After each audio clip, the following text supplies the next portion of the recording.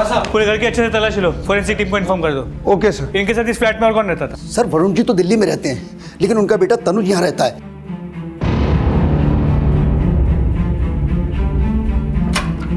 Sir ये देखिए, पीछे का दरवाजा वह लॉक था। ये पीछे का दरवाजा सीधा सर्विस लिफ्ट पे खुलता है। हो सकता है हम लोग यहीं से भागे हों। आसपास चेक करो, ज़्यादा दूर नहीं गए हों। Okay sir. कुछ लोग तुम्हारी सोसाइटी में आके एक आदमी को मार के चले जाते हैं और तुम्हें पता भी नहीं चलता। कैसी ड्यूटी करते हो? गलती हो गई साहब, लेकिन साहब माँ कसम मेरे को नहीं मालूम साहब ये सब कौन किया। लेकिन हाँ साहब, जब मैं शाम को पानी लेके आया तो एक गाड़ी आके तेज़ी से रुकी और उसके अंदर से 2 आदमी निकले।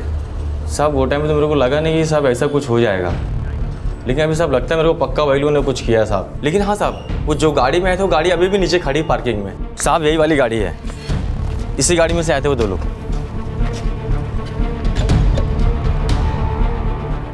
गाड़ी को खोलो और अंदर चेक करो कुछ मिलता है क्या।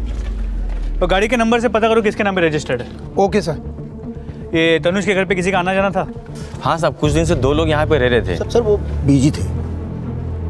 उनके कुछ डॉक्यूमेंट्स हैं आपके पास? जी हाँ। ले आइए।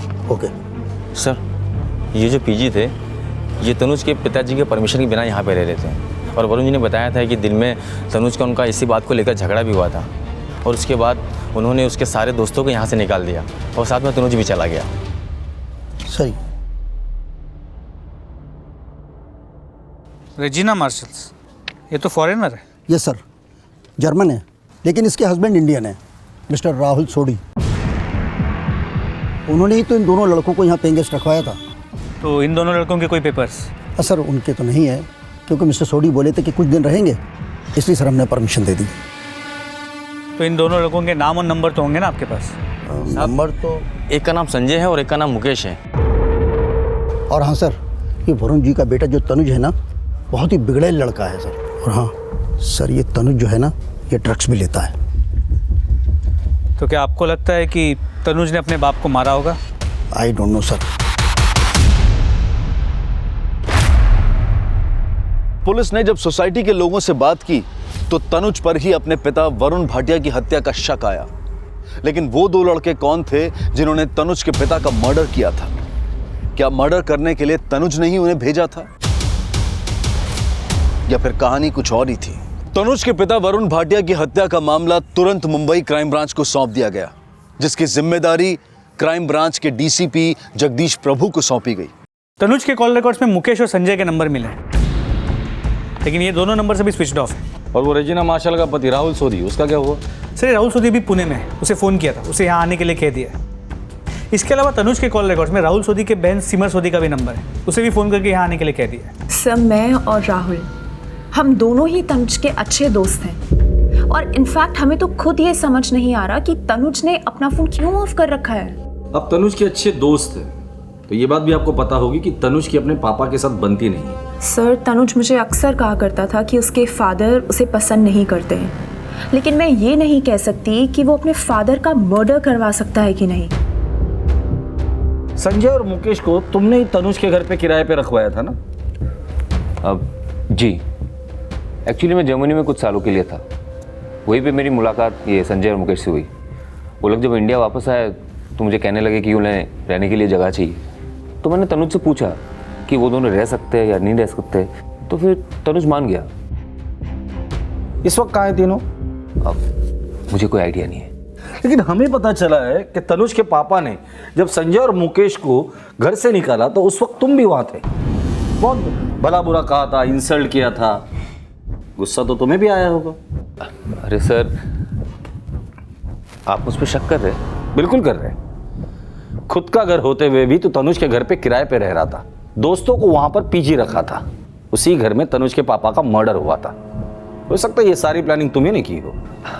नहीं सर, ऐसी बात नहीं है। क्या बात है और क्या बात नहीं है ये पता हम कर लेंगे। अभिषेक, यस सर। इसे पुलिस स्टेशन के लॉकअप में लेके जाओ। लॉकअप में से याद आ जाएगा कि संजय, मुकेश और तनुज है कहाँ। चल चल।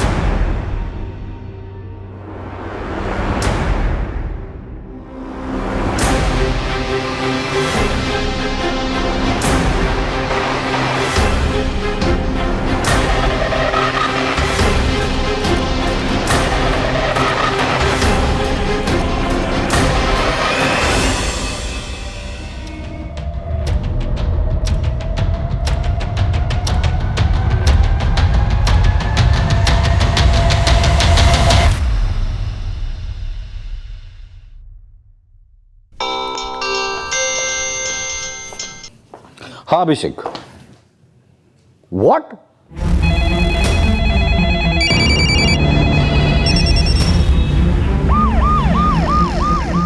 अजय के फरार हो जाने से पुलिस विभाग में हड़कंप मच गया था और मीडिया ने इसे एक बड़ा मुद्दा बना दिया था। सर, आपको नहीं लगता यह घटना पुलिस विभाग के ऊपर एक प्रश्न चिन्ह उठा रही है? हम लोगों ने एक टीम बनाई है जो इन लोगों के पीछे गई हुई है और मुझे यकीन है कि हम लोग जल्द से जल्द उन्हें अरेस्ट करेंगे।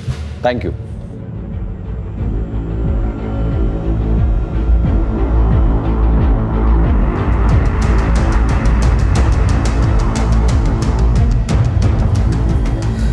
सर, इस राहुल सोधी की अब तक कोई इन्फॉर्मेशन नहीं मिल पाई है, लेकिन जब हमने राहुल, तनुज, मुकेश और संजय इन चारों के कॉल रिकॉर्ड्स को टैली किया तो पता चला कि वरुण भाटिया के मर्डर वाले दिन इन चारों की मोबाइल की लोकेशन मुंबई से लेकर तलेगांव की तरफ मूव कर रही थी। गणेश, हो सकता है कि वरुण भाटिया का मर्डर करने के बाद ये चारों लोग तलेगांव की तरफ भाग गए हो। पूरा तलेगांव छान मारो, पता करो ये लोग है कहाँ। और ये राहुल सोधी की बहन सिमर सोधी, उसका फोन सर्वेलेंस पे डाल दो। ये राहुल अपनी बहन को जरूर कांटेक्ट करेगा। जी सर। वरुण भाटिया की मर्डर वाली रात 2 आदमी जिस गाड़ी से वरुण भाटिया की सोसाइटी में आए थे, वो गाड़ी विनोद देशमुख की बीवी गीता देशमुख के नाम पे रजिस्टर्ड है।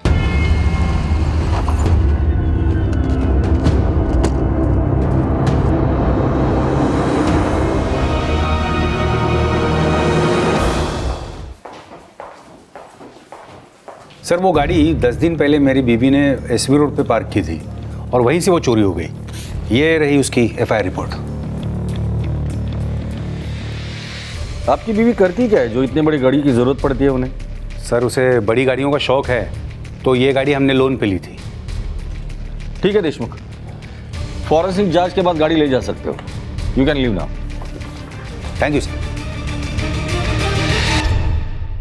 ये राहुल अरोड़ा हमारी स्टॉक मार्केट में बहुत फेमस है। वहाँ के ज़्यादातर ब्रोकर्स को ये एस्कॉर्ट प्रोवाइड करता था। 1 सेकेंड।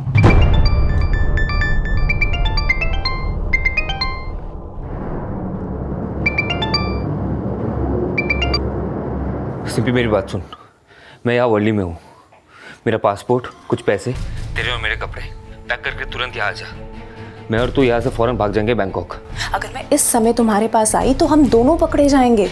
हम एक काम करते हैं, मैं तुम्हारा सारा सामान और पासपोर्ट इस रोहित भल्ला के हाथ पहुंचाती हूँ तुम्हारे तक। ओके।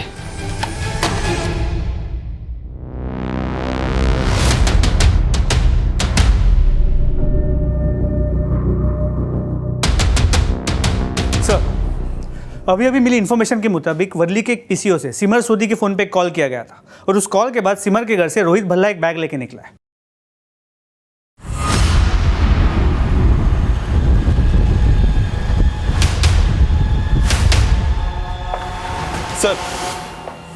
सर, एक इन्फॉर्मेशन मिली है। तलेगांव में जहां राहुल, तनुज, संजय और मुकेश इन चारों के फोन एक्टिव थे, वहां राहुल सोडी के फार्म हाउस होने का पता चला है।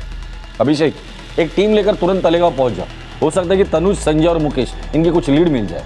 Okay sir. पुलिस की एक टीम तालेगांव के लिए रवाना हो गई और दूसरी टीम ने आखिरकार अजय को वर्ली में रोहित भल्ला के साथ अरेस्ट कर लिया। सर, आप बेकार में पुलिस डिपार्टमेंट को मेरे पीछे लगा के उनका टाइम, एनर्जी और पैसे वेस्ट कर रहे हैं। मैंने कुछ नहीं किया। तो भागा क्यों? अब चाहे तो कभी भी किसी को भी एनकाउंटर कर सकते हो और उस पर कोई भी चार्ज लगा सकते हो। मुझे लगा कि आप भगा के मुझे गोली मार दोगे, इसलिए डर के मारे में भाग गया। बहुत इनोसेंट है तुम। एक बात बता, तनुज के पापा का जो मर्डर हुआ था उस वक्त तेरे साथ कौन कौन था? तनुज, संजय, मुकेश, तीनों तेरे साथ थे? मैंने कुछ नहीं किया, बाकी तीनों के बारे में मुझे नहीं पता। अरे हाँ, इन तीनों के बारे में तो तुझे कुछ पता ही नहीं है ना। वैसे तुम्हारी जानकारी के लिए इन तीनों को हमने अरेस्ट कर लिया है। और पता है कहां से अरेस्ट किया? तेरे तलेगांव वाले फार्म हाउस से।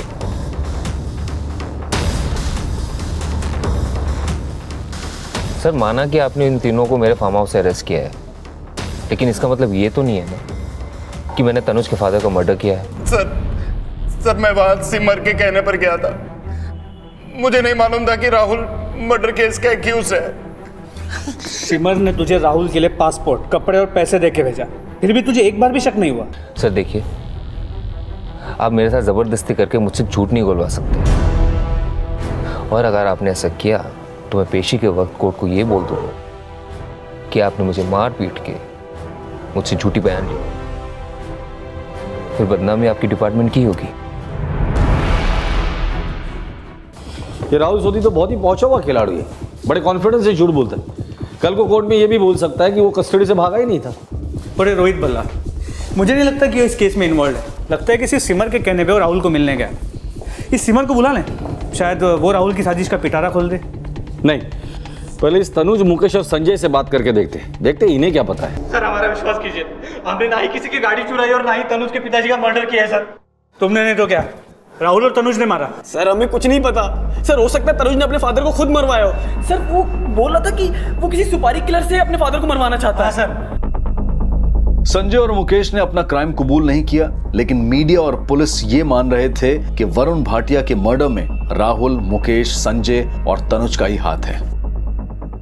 और जल्द ही तनुज की हालत स्टेबल हो गई और उसका बयान लिया गया। क्या?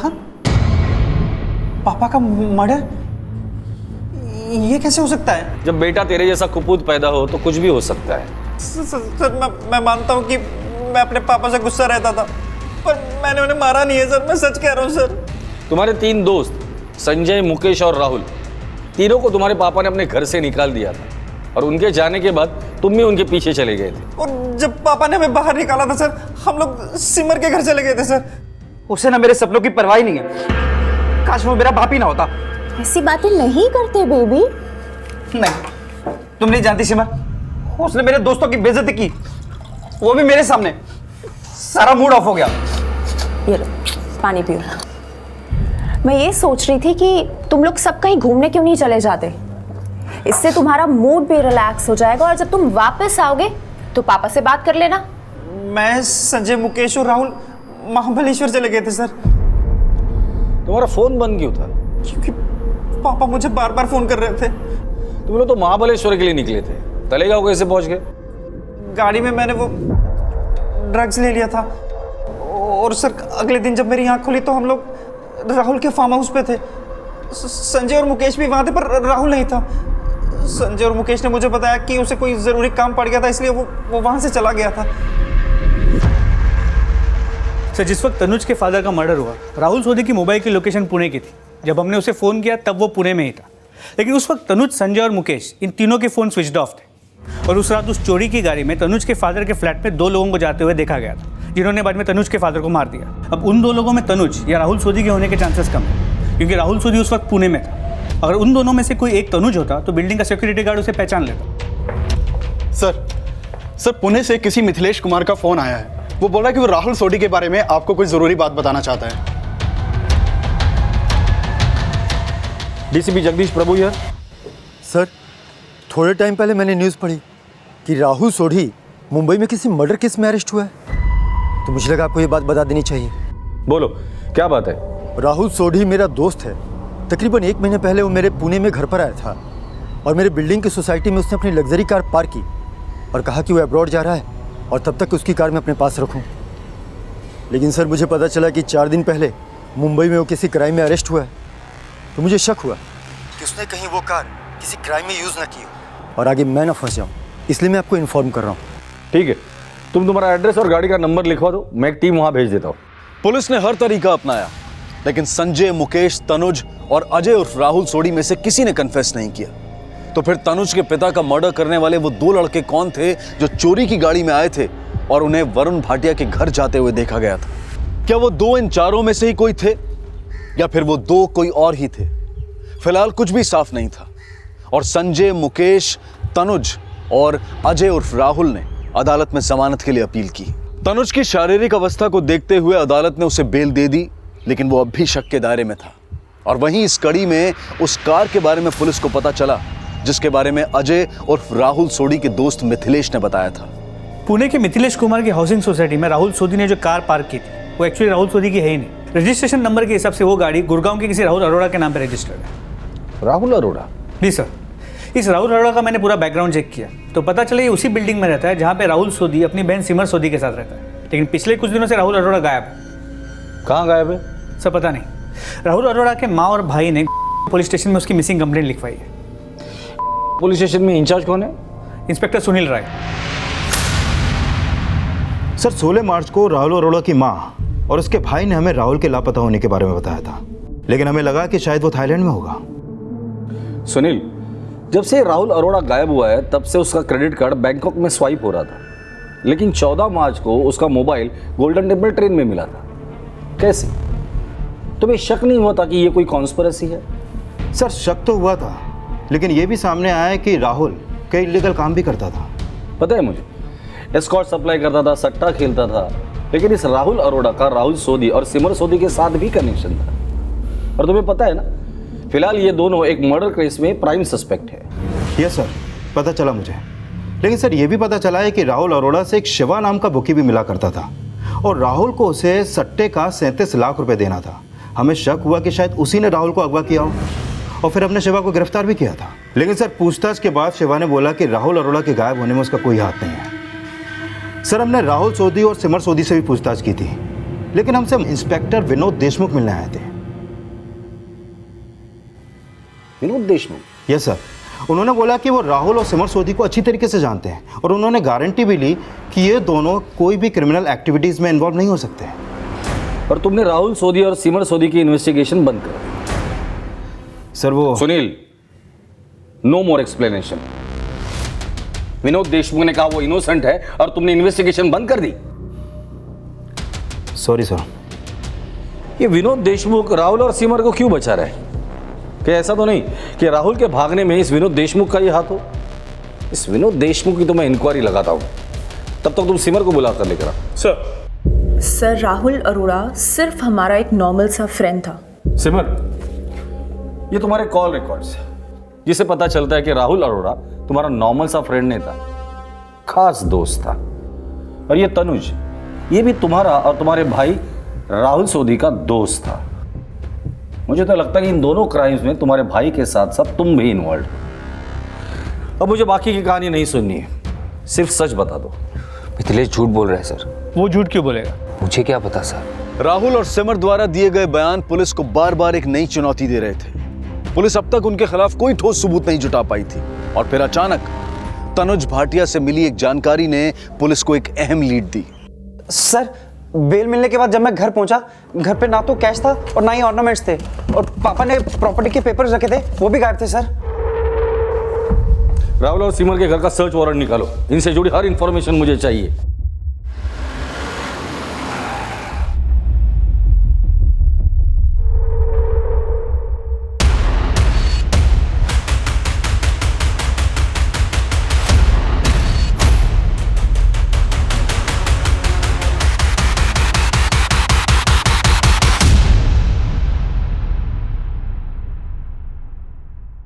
सर राहुल और सिमर सोधी के घर से कुछ नहीं मिला। गहने जेवर तो उन्होंने अब तक बेच भी दिए होंगे और हो सकता है कि प्रॉपर्टी के पेपर्स उन्होंने अपने बैंक के लॉकर में रखे हो। ठीक है, बैंक लॉकर खोलने की परमिशन निकालो तुम। पुलिस ने सिंपी और अजय उर्फ राहुल सोडी के लॉकर्स खुलवाने की परमिशन ली और उन्हें वहां 50 करोड़ की प्रॉपर्टी के पेपर्स मिले जो कि तनुज के पिता वरुण भाटिया के नाम पर थे। ये तो तनुज के फादर के प्रॉपर्टी के पेपर्स हैं जो इनके लॉकर में मिले। मतलब इनकी नजर तनुज के प्रॉपर्टी पर थी, लेकिन पेपर्स तो तनुज के फादर के नाम पर है। ये लोग अपने नाम पर कैसे ये प्रॉपर्टी कर सकते थे? सर इसका जवाब भी है इस कागज में, ये उनके बैंक लॉकर से मिला है। मैं तनुज भाटिया अपने पूरे होशो हवास में आत्महत्या कर रहा हूं क्योंकि मैंने अपने फादर का मर्डर किया था। नीचे तनुज की साइन भी है। सर पुलिस स्टेशन के पीआई विनोद देशमुख के बारे में एक इन्फॉर्मेशन मिली है। क्या इन्फॉर्मेशन? ये विनोद देशमुख अजय गलांडे का जीजा है। अजय गलांडे? जी सर, वही अजय गलांडे जो 1998 में डबल मर्डर केस में अंदर हुआ था, फिर 2002 में पैरोल पे बाहर निकला, फिर पैरोल जंप करके नकली पासपोर्ट पे बैंकॉक चला गया। और सर ये अजय गलांडे और कोई नहीं, राहुल सोधी है।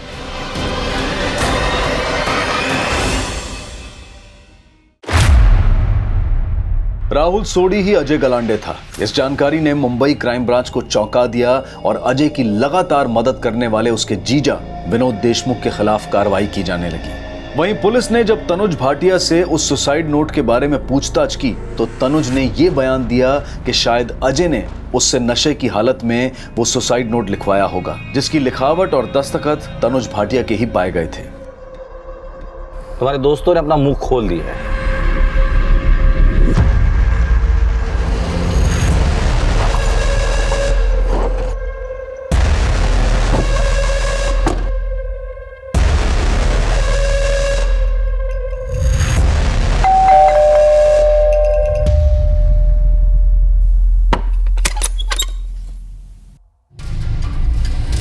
ये राहुल अरोड़ा के साथ क्या किया तुम?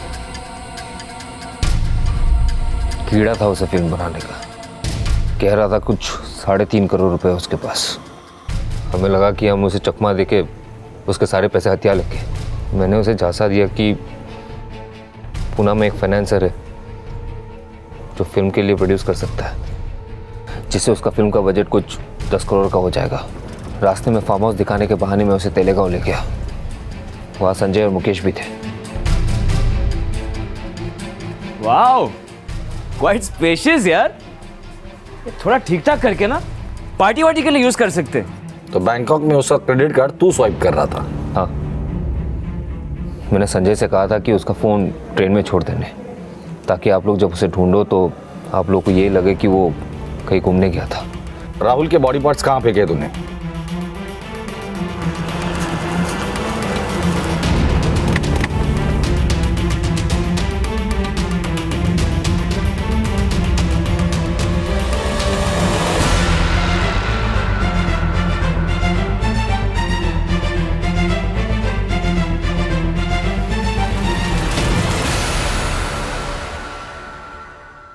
मुंबई मायानगरी में जब तनुज और राहुल जैसे लोग अपने सपने लेकर आते हैं तो किसी की मदद का हाथ उनके लिए विश्वास की लकीर बन जाता है। अजय गलांडे और सिंपी ने न जाने कितने ही भोले भाले लोगों को धोखा दिया, उनकी भावनाओं के साथ खेला, पर आखिरकार उन्हें उनकी सजा मिली। देखते हैं हमारे आज के एपिसोड की दूसरी कहानी।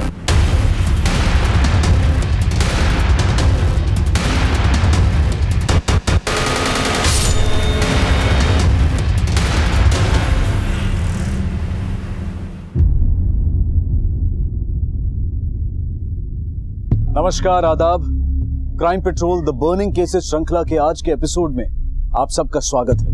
मुंबई 1980 का दशक, अंडरवर्ल्ड, गैंग वॉर, एनकाउंटर से भरे उस दौर में भी इस शहर में रहने वाला आम इंसान अपने आप को और अपनी फैमिली को सुरक्षित समझता था। मुंबईकर के मन में डर ने जन्म लिया, लेकिन फिर भी कहीं ना कहीं सुरक्षित होने की भावना तब भी बरकरार थी। सन 2000 इस दशक में भी इस शहर में काफी हद तक लोग और खासकर महिलाएं अपने आप को सुरक्षित समझते थे। लेकिन क्या आज हम इस शहर में अपने आप को उतना सुरक्षित महसूस करते हैं? एक सर्वेक्षण के अनुसार मुंबई पूरी दुनिया में सुरक्षा के मामले में 123वें स्थान पर है। Police helplines, advance technology, mobile phones होने के बावजूद पिछले कुछ सालों में हम बढ़ती हुई क्राइम रेट को रोकने में क्यों असफल रहे हैं? और इसी मुद्दे से जुड़ा है हमारा आज का ये case.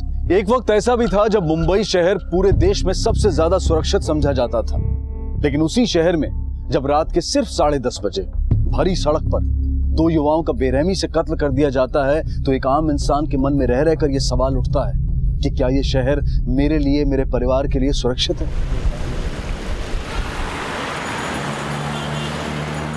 Okay, let's cheer for Kevin. Let's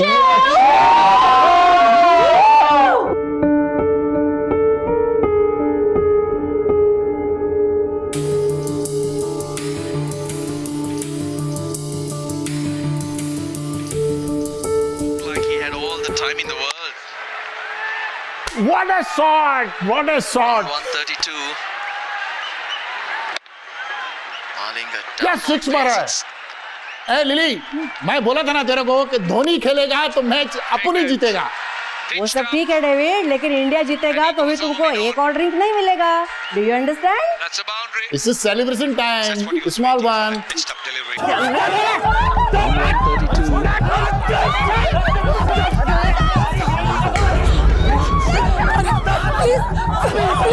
please उसकी हेल्प करो। अरे वो मर जाएगा, प्लीज उसकी कोई हेल्प करो, कोई पुलिस को बुलाओ।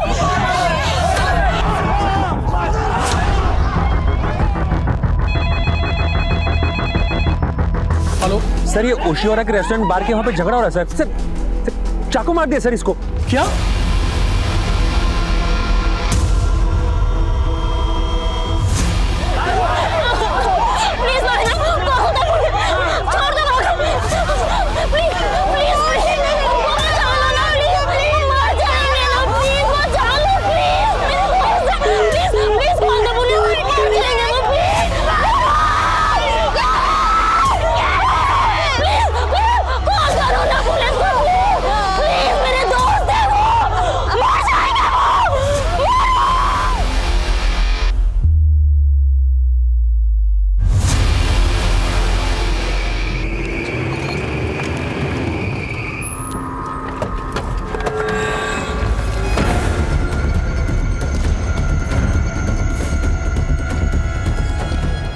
क्या दो पूछताछ करो सच्चा सर।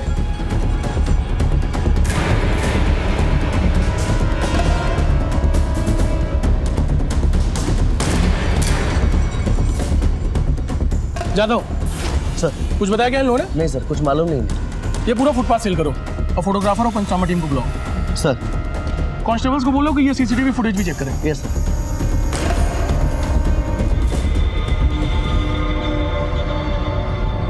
हाँ साहब, कुछ तो लफड़ा हुआ था। 10-12 लोग थे और 2 लोगों को बहुत मारा।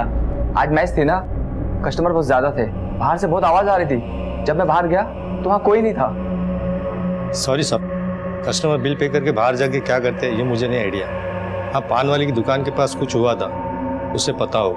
मतलब तुम्हारे बार के बाहर इतनी बड़ी घटना हो गई और तुम लोगों ने कुछ नहीं देखा? देखा नहीं या बताना नहीं चाह रहे? वो लोग रिक्शे में डाल के लेके गए। 2 लड़के 3-4 लड़के लोग थे। रिक्शे से लेकर के गए, इसका मतलब आसपास के किसी हॉस्पिटल में लेकर के गए होंगे। एक काम करो, आसपास के सभी हॉस्पिटल्स को कांटेक्ट करो। Yes sir. सर पान वाले का कुछ पता नहीं, उसकी दुकान और फोन दोनों बंद है। हेलो, हाँ बल्लू। अरे यार एक बहुत बड़ी गड़बड़ हो गई यार। अरे वरुण, अच्छा सुन सुन सुन सुन सुन सुन सुन एक मिनट वरुण। हाँ, क्या बोला डॉक्टर से? एक मिनट हाँ। अरे अंकल वरुण, केविन कहाँ है? क्या हुआ मायरा? केविन किधर है? सर कांस्टेबल ने बताया है कि रेस्टोरेंट के सीसीटीवी कैमरा वर्किंग कंडीशन में नहीं है। क्यों? कोई टेक्निकल इशू है सर। लेकिन एक बात है सर, जब ये कांड हुआ तो बहुत से लोग यहाँ थे, लेकिन किसी को भी जानकारी नहीं है। जानकारी है नहीं वो, या वो लोग देना नहीं चाह रहे? हेलो वरुण, तुम लोग तो पार्टी करने गया था, क्या हुआ? डॉक्टर साहब, दोनों बच्चे लोग ठीक तो है ना? देखिए, हमने बहुत कोशिश की। रोहन चौहान अभी तक आईसीयू में, but I am sorry. Kevin D'Souza काफी जख्मी था, हमने उसे बचाने की बहुत कोशिश की, लेकिन बड़े अफसोस के साथ कहना पड़ रहा है कि हम उसे बचा नहीं पाए।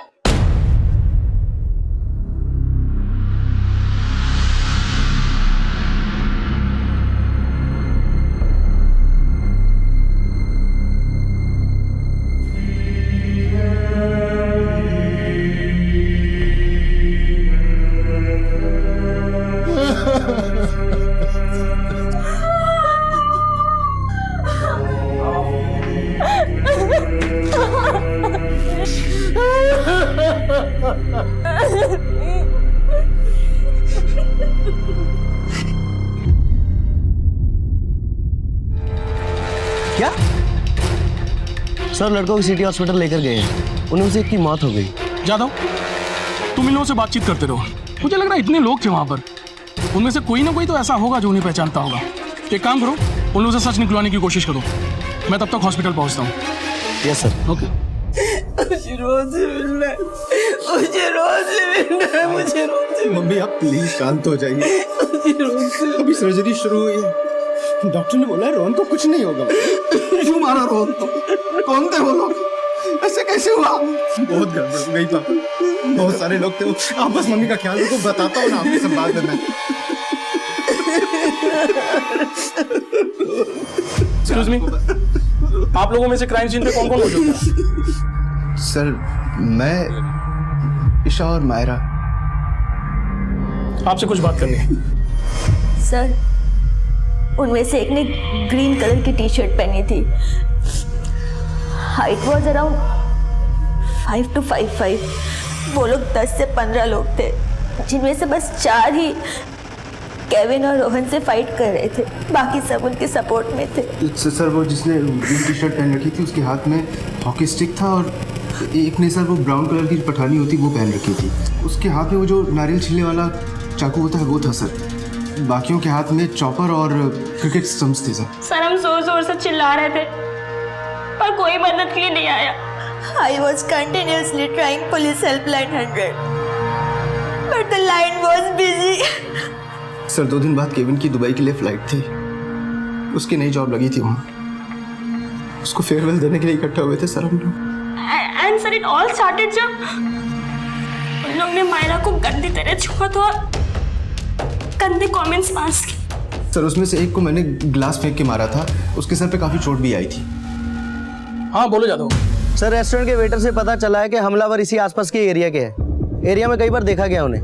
हमें भी यहाँ से कुछ इन्फॉर्मेशन मिली उनके बारे में, और जिस तरीके का हुलिया बताया जा रहा है उन लोगों का पास के सिद्धार्थ नगर बस्ती से होने के चांसेस ज्यादा हैं। जादव तुम एक काम करो, एक टीम को लेकर के उस बस्ती में जाओ। उनके कहीं भाग जाने से पहले हमें उन तक पहुंचना होगा।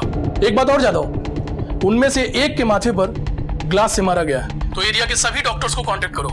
अगर चोट लगी है तो ट्रीटमेंट कहीं ना कहीं तो करवाई होगी। जो भी डाउटफुल लगे उन सबको अरेस्ट करो।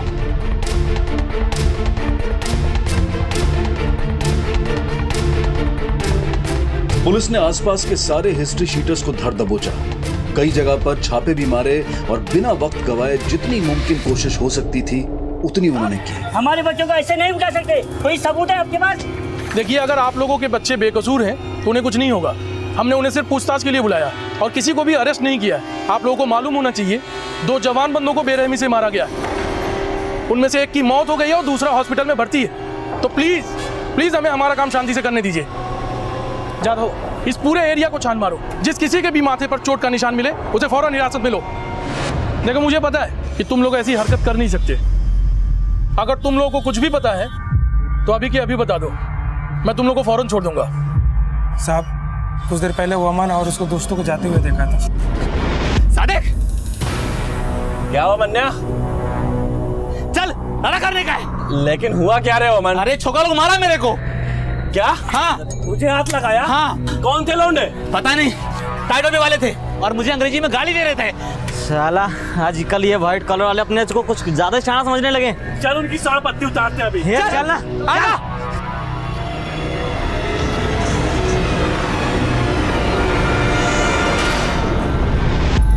ये वमन इस एरिया में रहता है? हाँ साहब, वो यहाँ पे एक सैलून में काम करता है। और उसके दोस्त?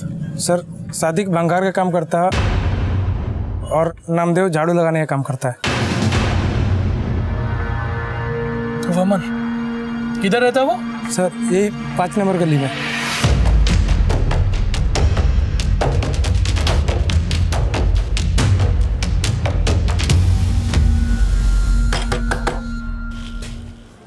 वमन? हाँ साहब। साहब हुआ क्या? अरे मैंने क्या किया साहब? साहब मैं कसम खा के कह रहा है, मैंने कुछ नहीं किया। आज रात 10 से 10:30 के बीच में कहाँ था तू?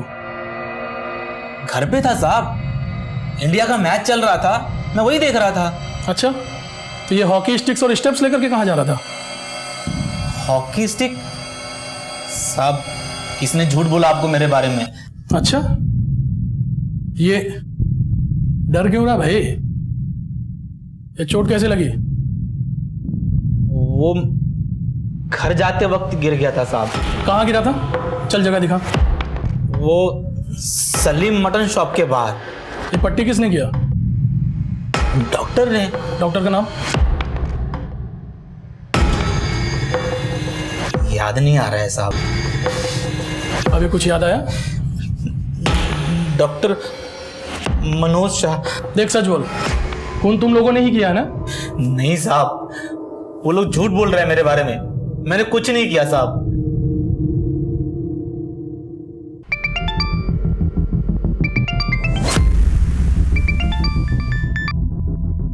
हेलो डॉक्टर साहब, आज रात 10 से 11 के बीच में कोई ऐसा पेशेंट आया था जिसके सर पे चोट लगी हो? हाँ, 2-3 लोग लेकर आए थे उसे मेरे पास। उनमें से किसी ने कुछ ये बताया कि उसके सर पे चोट कैसे लगी थी? हाँ, किसी ने उसे कांच का गिलास फेंक कर मारा था। जख्म काफी गहरा था, तो जख्म के अंदर कांच के गिलास के पार्टिकल्स मिले मुझे काफी। ओके, थैंक यू डॉक्टर साहब।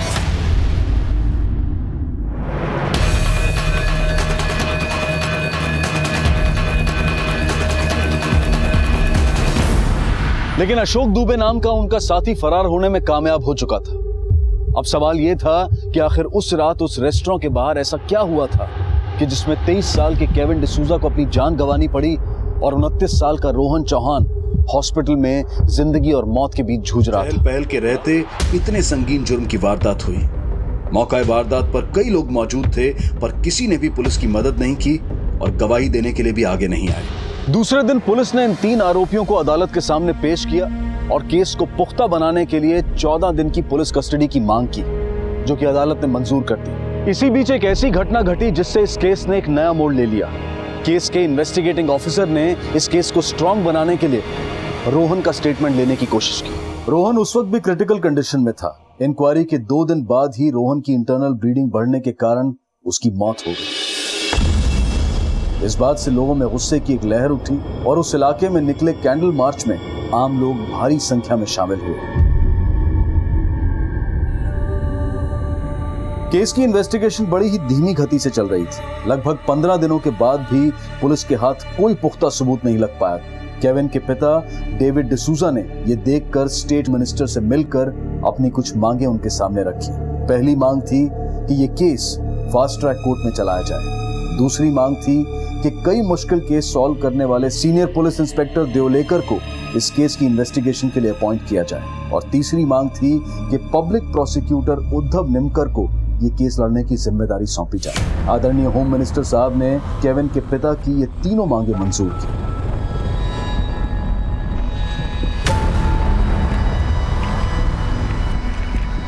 अनुज, बाकी सारे पेपर्स थे, लेकिन उस लड़के का स्टेटमेंट क्या जिसने सबसे पहले हमें कॉल किया था? सर, उसे हम ट्रेस करने की कोशिश कर रहे हैं। अनुज, मुझे कोशिश नहीं, उस लड़के का स्टेटमेंट चाहिए। जी सर। उसने हमें कॉल किया था, इसका मतलब उसका नंबर हमारे सिस्टम में जरूर रजिस्टर हुआ होगा। Yes sir. तो उसे वो लोगों ने बुलाया क्यों नहीं? सर, इसका तो आइडिया नहीं है। कल को कोर्ट में केस स्टैंड करने के लिए या मजबूत करने के लिए हमें उस लड़के के स्टेटमेंट की जरूरत है। एक टीम तैयार करो, उस लड़के को ढूंढ निकालो। कोर्ट में मुजरिम को गुनहगार साबित करने के लिए हमारे पास कोई भी चश्मदीद गवाह नहीं है। और वो 3 लड़के जिन्होंने हमला किया था, मुंह खोला? नहीं सर, उन्होंने अब तक कुछ नहीं बोला। ठीक, लगता है इन्हें बिरयानी खिलानी पड़ेगी। देखो, आखिरी मौका है। जो कुछ भी हुआ है ना, सब कुछ सच सच बता दो। अगर साहब को गुस्सा आ गया तो फिर मैं भी कुछ नहीं कर पाऊंगा। इतना सोचो मत, जल्दी बताओ। छोड़ो अनुज, ये लोग मुंह नहीं खोलेंगे, भूखे होंगे ना। पहले कुछ खिलाओ पिलाओ, फिर पूछ। क्या खाना? चिकन, मटन, जो खाना है वो बोल देना, साफ खिला देंगे। अनुज, वैसे ये लोग हमारे कुछ फायदे की है नहीं। खाना खिलाने के बाद मड आइलैंड लेकर जाना और ठोक देना तीनों। गोली ना यहां लगनी चाहिए, बीचों बीच। हो सर। आकाश वर्मा जी, 15 अक्टूबर की रात को आपने पुलिस को फोन करके एक दंगे के बारे में इन्फॉर्म किया था। जी, क्या देखा था आपने, जरा बताएंगे? देखिए आकाश जी, मैं आपका टेंशन समझ सकता हूं, पर आप बिल्कुल घबराइए मत। सर देखिए, मैं कॉमन मैन और मैं पुलिस और कोर्ट कचहरी के चक्कर में फंसना नहीं चाहता सर। आप समझ सकते हैं मेरी बात। हमारे पास कोई भी चश्मदीद गवाह नहीं है। आपकी गवाही से हम उन कातिलों को सजा दिलवा सकते हैं। आकाश जी, देखिए मैं आपकी परेशानी समझ सकता हूं, लेकिन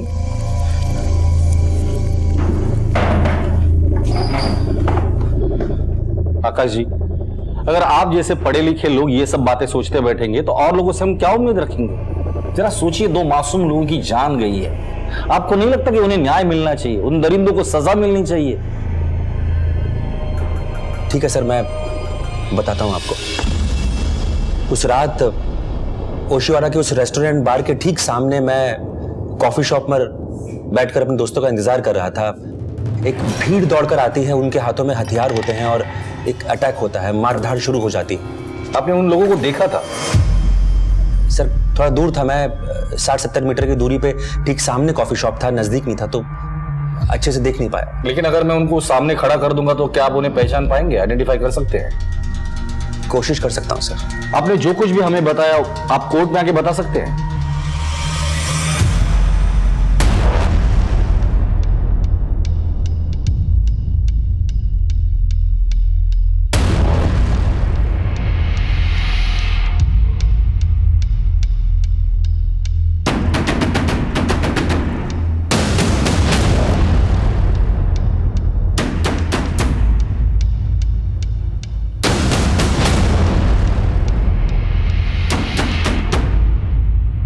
पुलिस ने इस केस की छानबीन में कोई कमी नहीं छोड़ी थी, लेकिन अदालत में केस को और पुख्ता बनाने के लिए ठोस सबूतों और आई विटनेसेस की जरूरत थी।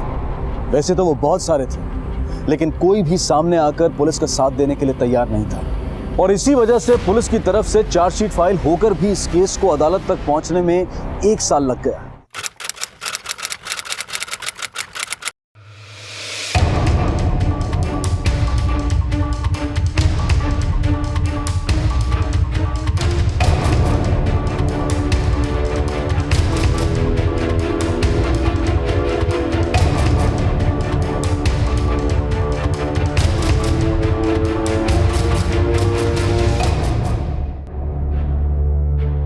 Yes, please.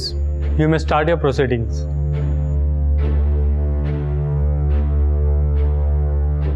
Your Honor, myself, Advocate Uddhav Nimkar, I am handling this case in capacity of public prosecutor.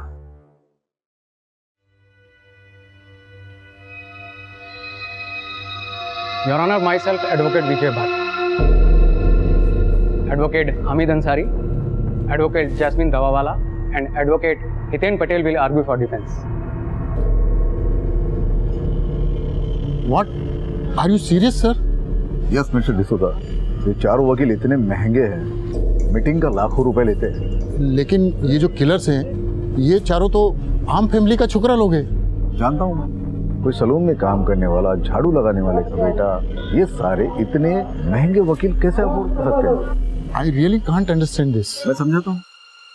ये सारे एक अंडरवर्ल्ड गैंग के लिए काम करते हैं, उनके केसेस लड़ते हैं। जरूर इन चारों लड़कों का कोई ना कोई अंडरवर्ल्ड कनेक्शन होगा, लेकिन ये बात पुलिस ने चार्जशीट में मेंशन नहीं की। ऐसा कैसे? मिस्टर डिसूजा, आपको क्या लगता है कि इतनी बड़ी और इंपॉर्टेंट इंफॉर्मेशन हमारी नजर से छूट जाएगी?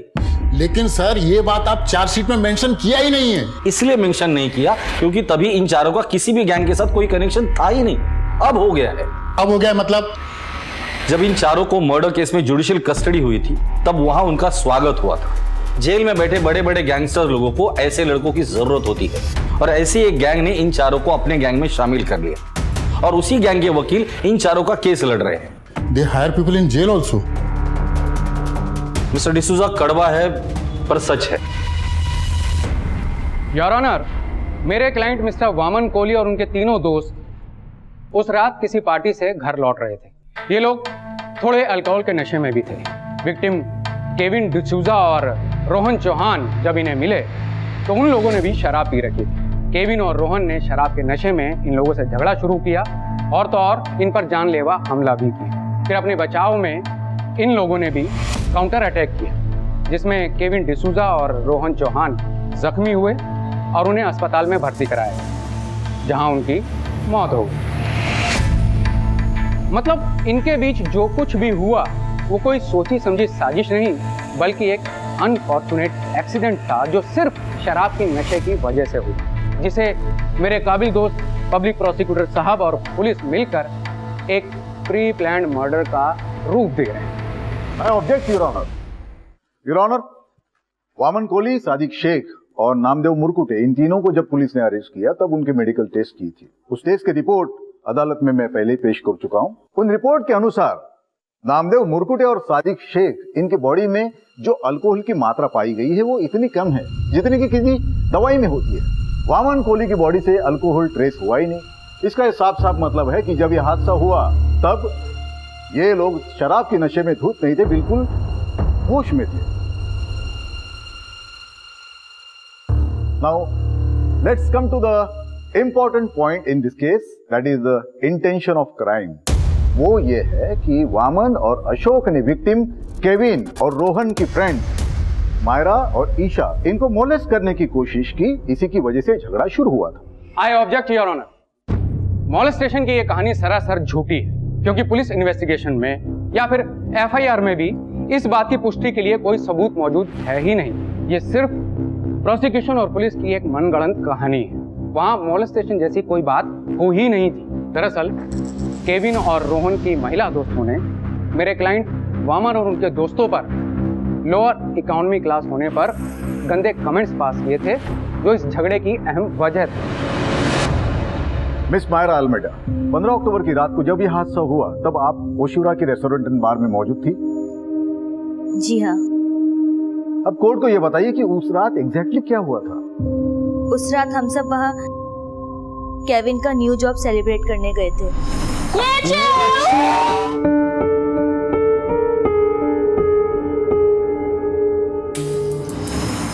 डिनर के बाद जब हम क्या आप में से किसी ने भी अल्कोहल का कंजम्पशन किया था?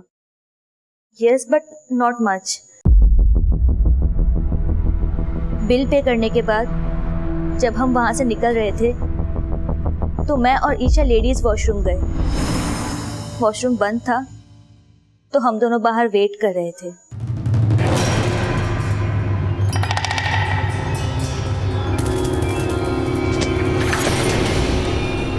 मस्ती करेंगे, एंजॉय, स्माइल। हमारी हिम्मत कैसे हुई छूने की? ओहो, बस छुआ ही तो है, करंट लगा क्या? Hey, just shut up and leave. Madam, Hindi के लिए दो बनेगा। Bloody lower class people. गुस्सा इतना हसीन है, प्यार कैसा होगा? आती है क्या? अरे घर खाली है अपना। सर उसके बाद हम बाहर आए और अपने दोस्तों को ये बात बताई। अरे वो ऊपर मवाली लड़के थे ना, उन लोगों ने मायरा को गंदी तरह टच किया था। कौन थे वो लड़के? अरे वो ऊपर यही थे वो लड़के। तुमने अभी इस लड़की को छुआ? How dare you! गलती से हाथ लगा, सॉरी बोला मैडम को। तो क्या मेहरबानी किया क्या? अब हाथ जोड़ माफी मांग फिर से। ए बच्चे, बोला ना भाई ने, सॉरी मांगा ना, तो फिर कमती हो, चल निकल यहाँ से। यू, हाँ सीधी तरह बात कर, नहीं तो क्या रे, क्या उखाड़ेगा तू मेरा? हैं? लड़की के सामने में हीरो बन रहा है। रुक जा। तूने हाथ लगाया मेरे को? हाथ लगाया? इधर ही रोक। अगर मर्द का बच्चा है ना, इधर ही रोक। मैं तुम्हें बताता है, चीज रख देगा तेरे को। मर्द का बच्चा ही नहीं रोक। और मैं बता देगा तेरे को। सादिक। और फिर ये लोग वहां से चले गए। हमें लगा मामला खत्म हो गया, लेकिन 10-15 मिनट बाद ये लोग 10-12 लोगों को लेकर आए और फिर केविन और रोहन को। योर ऑनर, मायरा ने तो मेरी इस बात को बहुत ही अच्छे और आसान तरीके से साबित कर दिया है कि केविन ने ही झगड़े की पहल की थी और इन लोगों ने अल्कोहल यानी शराब भी पी थी। इससे ये बात साफ होती है कि केविन और रोहन ने मेरे क्लाइंट वामन, सादिक, नामदेव और अशोक को अपने बचाव के लिए हमला करने पर मजबूर किया।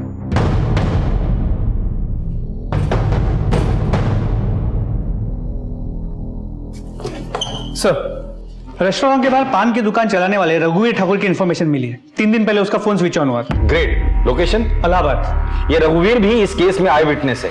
इलाहाबाद पुलिस को इन्फॉर्म करो और उसे तुरंत मुंबई भेजने के लिए कहो। सर। वामन कोहली, 15 अक्टूबर की रात को तुम रेस्टोरेंट का वॉशरूम यूज करने गए थे? हाँ जी। कौन था तुम्हारे साथ में? मेरा दोस्त अशोक दुबे। वामन कोहली के साथ में इनका दोस्त अशोक दुबे भी था। इन 2 लड़कियों को पहचानते? जी। कैसे? ये भी उस रात वहां पर थी। वहां पर मतलब? रेस्टोरेंट के अंदर, वॉशरूम के बाहर। जहां पर तुमने उनको छेड़ा, उनको छुआ, करेक्ट? नहीं, ये गलत है। सही गलत क्या है उसका फैसला अदालत करेगी। तुम सिर्फ उस रात को जो कुछ भी हुआ है वो सच बता दो। उस रात हम पेशाब करने के लिए रेस्टोरेंट के अंदर गए।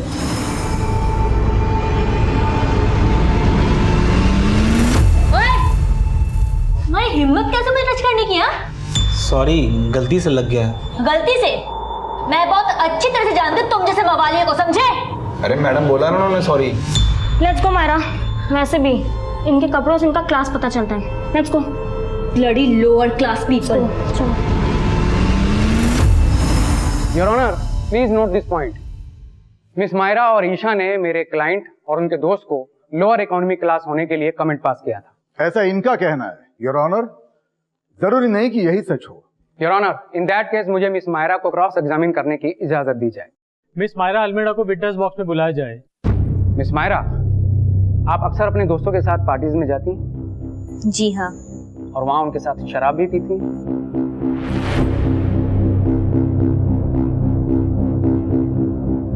Not regularly but sometimes yes.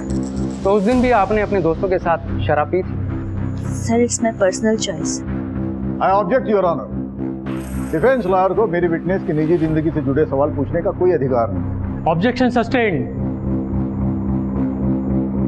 Miss Myra, आपने बताया कि मेरे क्लाइंट वामन कोहली और अशोक दुबे ने आपके साथ बदतमीजी की या आपको मोलेस्ट करने की कोशिश की?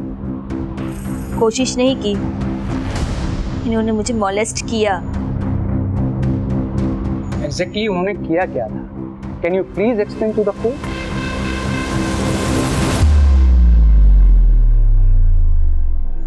They touched me. कहाँ पर?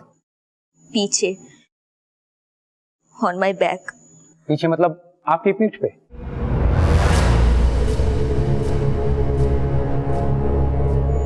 No. On my bum. अच्छा, दोनों में से किसने टच किया था? I don't know exactly, but इन्हीं में से कोई था।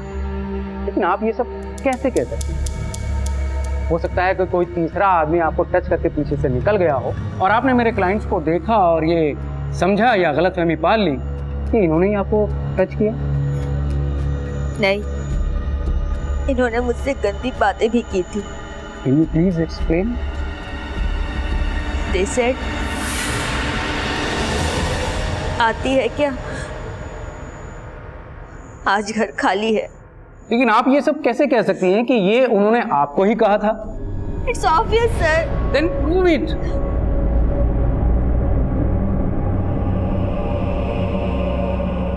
I object your honour.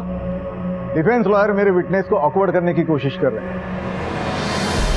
Vaman Kohli और अशोक दुबे ने लड़कियों के साथ छेड़खानी की थी और उन्हें मोलेस्ट करने की कोशिश की थी। इस बात के कोई भी पुख्ता सबूत पुलिस और पब्लिक प्रोसिक्यूटर के पास नहीं थे। मायरा अल्मेडा और ईशा विजयकर से भरी अदालत में ऐसे ऐसे सवाल पूछे गए जिनका जवाब देना शायद ही कोई लड़की पसंद करे। केविन के पिता डेविड डिसूजा की रिक्वेस्ट पर इस केस को एक स्पेशल वुमेन कोर्ट में चलाए जाने के आदेश दिए गए। इसी दौरान इस केस से जुड़े एक अहम गवाह आकाश वर्मा को अदालत में पेश किया गया, जिनकी गवाही पर पब्लिक प्रोसिक्यूटर और पुलिस दोनों काफी हद तक निर्भर थे। एक भी आई विटनेस ना होने के कारण केस दिन ब दिन कमजोर होता जा रहा था।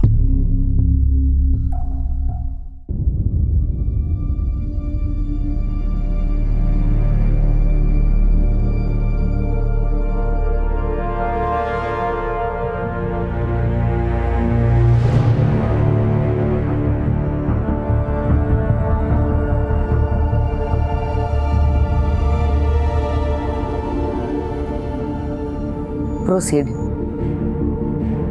योर ऑनर, इस केस में बहुत ही इंपॉर्टेंट विटनेस हमारे हाथ लगा है, मिस्टर आकाश वर्मा।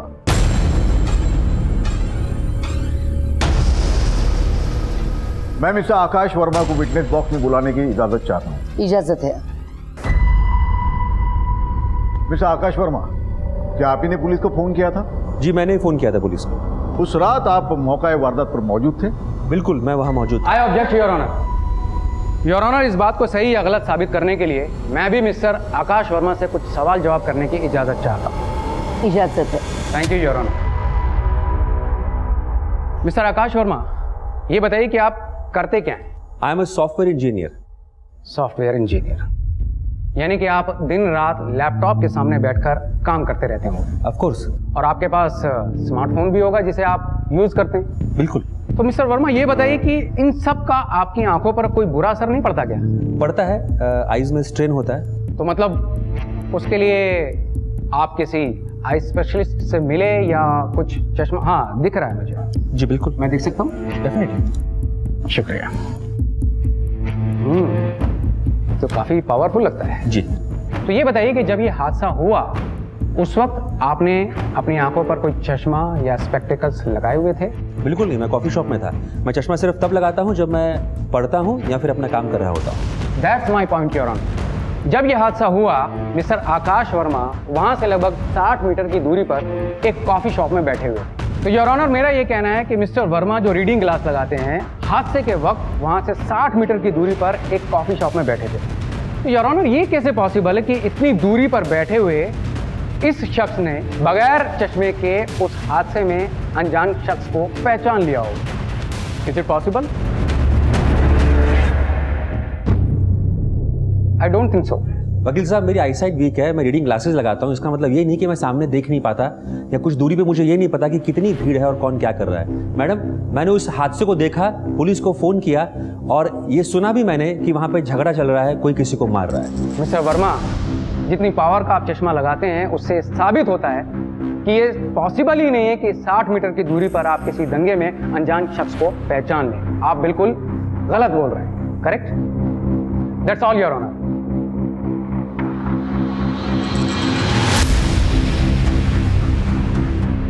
कत्ल के वक्त मौजूद गवाह एक के बाद एक कमजोर पड़ रहे थे। सेक्सुअल मॉलेस्टेशन और छेड़खानी की बात भी पुख्ता सबूत न होने की वजह से ठोस तरीके से साबित करना मुश्किल लग रहा था। इन परिस्थितियों से निराश होकर इस केस से जुड़ी मायरा अल्मेडा ने सोशल नेटवर्किंग प्लेटफॉर्म पर अपनी भावनाओं को व्यक्त किया और इस मामले की सच्चाई को लोगों तक पहुंचाने की कोशिश की और उनकी ये कोशिश काफी हद तक कामयाब भी हुई।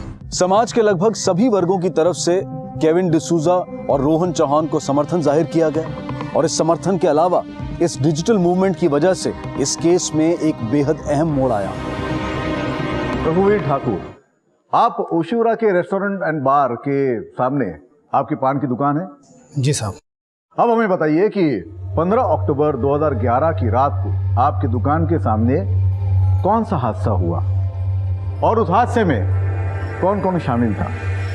हाँ साहब, सब बताता हूँ साहब। सबसे पहले इन दोनों गुटों में झगड़ा शुरू हुआ। उसके बाद जिस लड़के का मर्डर हुआ था ना, वो लड़के ने जाके उसको एक लाफा मार दिया।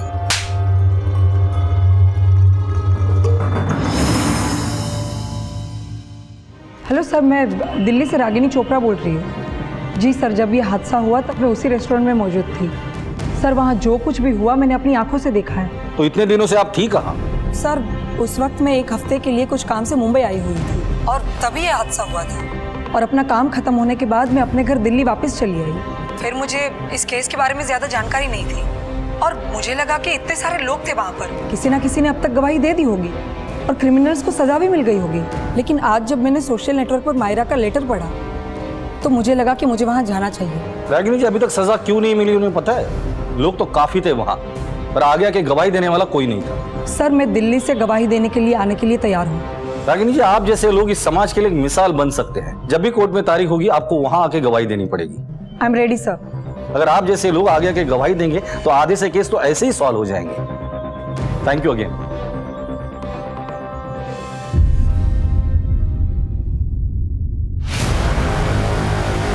क्या आपको पूरा कॉन्फिडेंस है कि उस रात को केविन डिसूजा और रोहन चौहान पे हमला करने वाले ये 4 लड़के ही थे?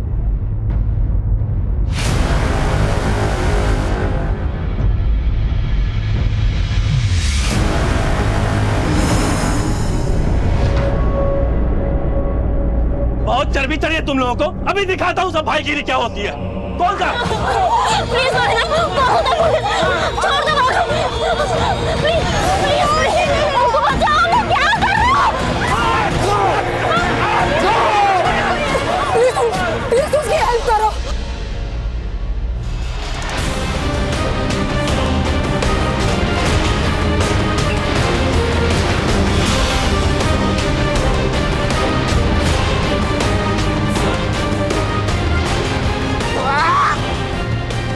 अरे वमन! अरे क्या हुआ? अबे चल निकल वमन चल। जी sir, I am sure about my statement.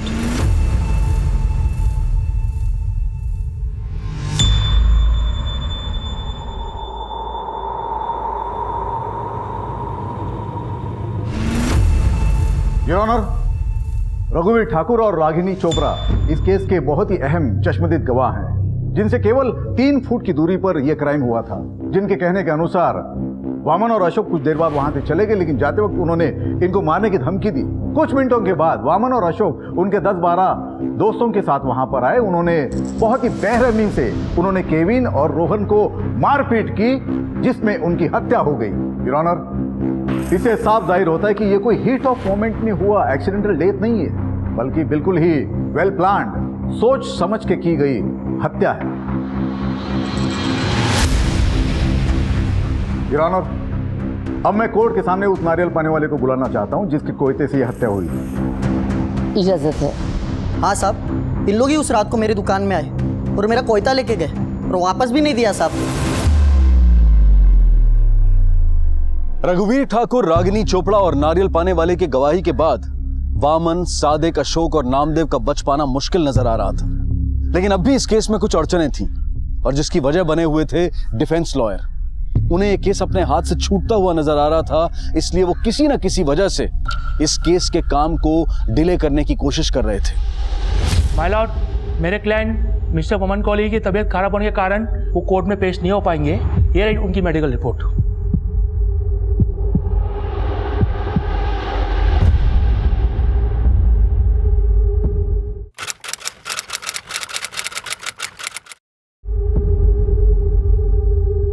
Your honour, मैं तहे दिल से माफ़ी मांगते हुए ये कहना चाहता हूँ कि हमारे साथी वकील मिस्टर दवावाला अपने किसी निजी काम की वजह से आज कोर्ट में नहीं आ पाए, इसलिए मेरी आपसे दरख्वास्त है कि हमें अगली डेट दे दी जाए।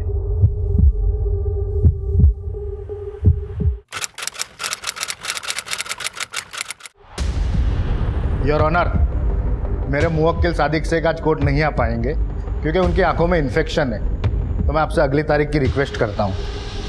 कोर्ट की कार्रवाई अगली तारीख तक मुलतवी की जाती है।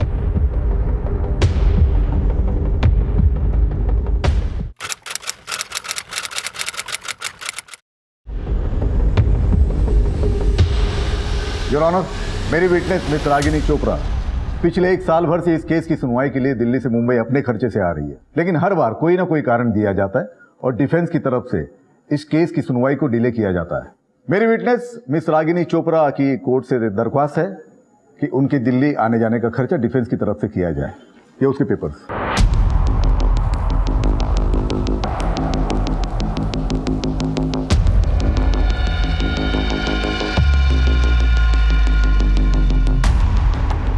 ये कोर्ट डिफेंस लॉयर्स और एक्यूज्ड को ये ऑर्डर देती है कि मिस रागिनी चोपड़ा का दिल्ली से मुंबई आने जाने का ट्रैवलिंग एक्सपेंसेस वो लोग उठाएंगे।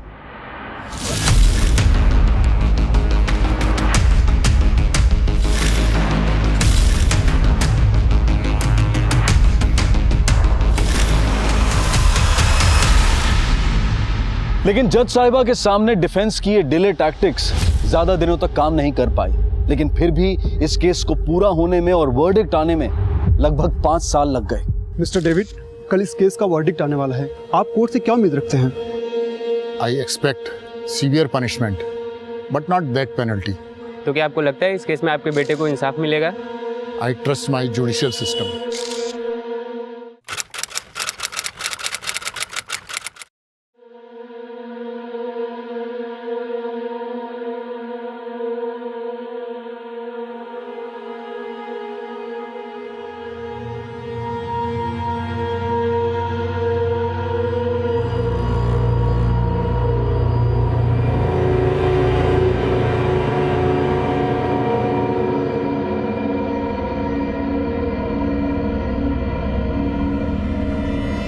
सारे सबूतों और गवाहों को मद्देनजर रखते हुए यह अदालत इस नतीजे पर पहुंचती है कि आरोपी वामन कोहली, सादिक शेख, नामदेव मुरकुटे और अशोक दुबे, इन्होंने केविन डिसूजा और रोहन चौहान की हत्या की है।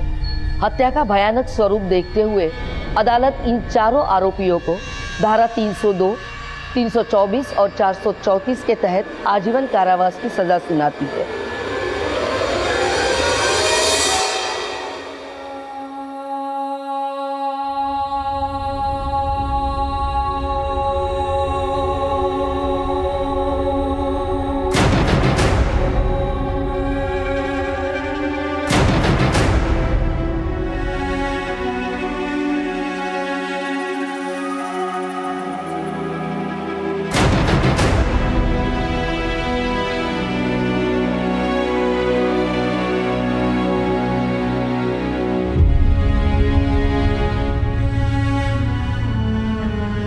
रागिनी चोपड़ा ने कर दिखाया समाज को कि अगर एक आम इंसान चाहे तो वो बड़े से बड़े मामले में भी किस तरह का बदलाव ला सकता है। क्या हम फिर से आज वो 30 साल पहले वाली सुरक्षा की भावना इस शहर में रहने वाले हर इंसान के मन में जगा पाएंगे, जहां हर कोई, चाहे वो स्त्री हो या पुरुष, इस हवा में खुलकर चैन की सांस ले सके?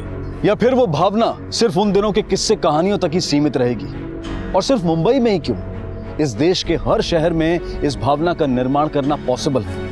लेकिन उसके लिए आम आदमी, पुलिस, कानून और प्रशासन को एक साथ मिलकर पहल करने की जरूरत है। सिर्फ सोशल मीडिया पर अपना गुस्सा जाहिर करके चुपचाप बैठने से कुछ नहीं होने वाला है।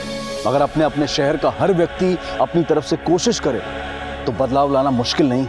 इसी विचार के साथ अब मैं अनूप सोनी आपसे विदा लेता हूं। फिर मुलाकात होगी अगले एपिसोड में एक और चौंका देने वाले केस के साथ। तब तक अपना और अपने परिवार का ख्याल रखें और देखते रहें क्राइम पेट्रोल डायल 100। सबक एक को सीख हम सबको। जय हिंद। इस तरह के और भी एपिसोड देखने के लिए हमारे चैनल को सब्सक्राइब करें और बेल आइकन दबाना ना भूलें।